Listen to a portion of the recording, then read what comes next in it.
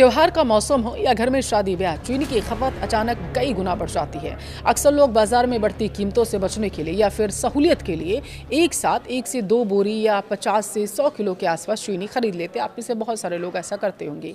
लेकिन क्या आपने कभी सोचा कि इतनी बड़ी मात्रा में राशन जमा करना कहीं कानूनी जुर्म तो आप नहीं कर रहे हैं? क्या आपको ये गिरफ्तार करवा सकता है? क्या पुलिस या फूड इंस्पेक्टर आपके घर छापा मार सकते हैं अगर उन्हें पता चल जाए? क्या आपको इससे जेल हो सकती है, जुर्माना देना पड़ सकता है? आज की वीडियो में हम भारत की एसेंशियल कमोडिटीज एक्ट यानी आवश्यक वस्तु अधिनियम 1955 क्या कहता है, चीनी से जुड़े तमाम नियम क्या हैं, आसान भाषा में आपको समझाएंगे। वीडियो बेहद काम का है, जागरूक करने वाला है, इसलिए लास्ट तक जरूर देखिएगा। नमस्कार, आपके साथ मैं पल्लवी रविंद्र सिंह। सबसे पहले आपके मन का तो मैं डर दूर कर देती हूँ। अगर आप एक आम नागरिक हैं और अपने यानी अगर आप कोई शॉप नहीं चला रहे हैं, कोई संस्थान नहीं चला रहे हैं, कोई परचून की दुकान नहीं चला रहे हैं, तो मैं आपको बता दूं, आप अपने निजी इस्तेमाल के लिए 100 किलो या 1 क्विंटल चीनी खरीद कर घर में रखी है आपने, तो या कोई पहली बात तो अपराध नहीं है। इसके पीछे कारण है, सुनिए, 3 प्रमुख कारण हैं। पहले तो घरेलू स्टॉक पर कोई सामान्य सीमा नहीं है। भारत में आम परिवारों के लिए घर में राशन का स्टॉक रखने की कोई ऐसी कानूनी सीमा अभी तय नहीं की गई जिससे 100 किलो चीनी रखना अवैध माना जाए, क्योंकि इस समय बहुत सारे सोशल मीडिया पर फेक खबरें चल रही हैं, इसलिए उन पर गौर मत करिएगा। सबसे पहले अपने कानूनी अधिकार ज़रूर जानिएगा, जो मैं इस वीडियो में आपको बता रही हूँ। वीडियो बेहद काम का भी है, इसलिए शेयर ज़रूर करिएगा अपने परिवार में और दोस्तों में। दूसरे नंबर पर आता है मकसद क्या है आपका स्टोरेज करने का।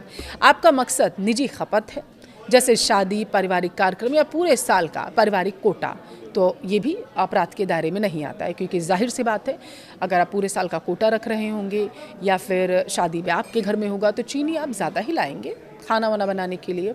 तीसरे नंबर पर मुनाफाखोरी या अभाव आता है।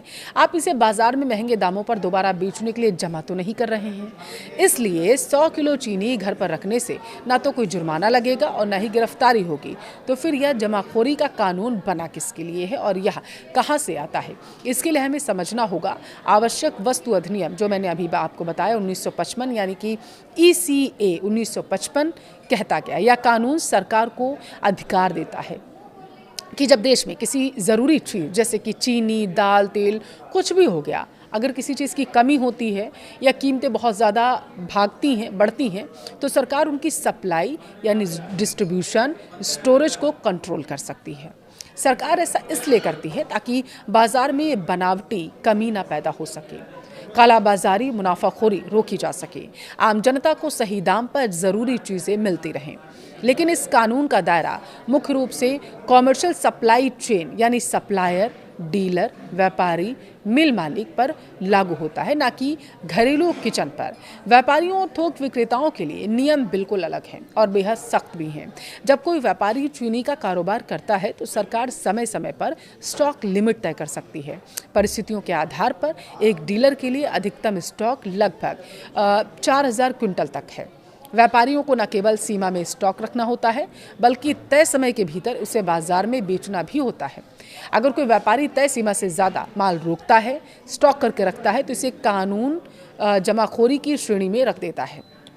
इसके तहत स्टॉक जब्त हो सकता है, लाइसेंस भी रद्द हो सकता है। आपने देखा होगा जहाँ पर भंडारण होता है, जैसे राशन की दुकानें हो गई, परचून की दुकानें हो गई, वहाँ पर समय समय पर जाँच भी होती रहती है कि आप पूरा राशन जो आया है लोगों तक पहुंच रहा है या नहीं, कहीं स्टॉक करके तो नहीं रखा जा रहा, ताकि इसे बाजार में ऊंचे दामों पर बाद में दूसरे बैकडोर से बेचा जा सके। जेल तक का सज़ा इसमें है, हो सकती है, आपको पता है। और अब आपको मैं बताऊंगी, उन लोगों की बातें करूंगी जो ना तो आम परिवार हैं, ना ही चीनी के डीलर हैं, जैसे मिठाई वाले हो गए, बेकरी, होटल हो गए, फूड प्रोसेसिंग कंपनियां होंगी। उन्हें कानून किस की भाषा में, बल्कि कंज्यूमर्स आखिर क्या कहता है। देखिए, कुछ नियम हैं, वो क्या कहते हैं आप जानिए। पहला तो हो गया 10 मीट्रिक टन का नियम। अगर कोई कॉमर्शियल यूनिट महीने में 10 मीट्रिक टन से ज़्यादा चीनी इस्तेमाल करती है तो वह मनमाना स्टॉक जमा करने नहीं रख सकती। दूसरा नियम है 15 दिन की खपत सीमा। ऐसे व्यवसायों के लिए सरकार अक्सर अधिकतम 15 दिन की ज़रूरत के बराबर ही एडवांस स्टॉक रखने की परमिशन देती है। इसका मकसद ये है कि बड़ी बड़ी कंपनियाँ बाज़ार की पूरी चीनी पहले से खरीद करना बैठ जाएँ, जिससे आम लोगों के लिए बाजार में कमी हो जाएगी।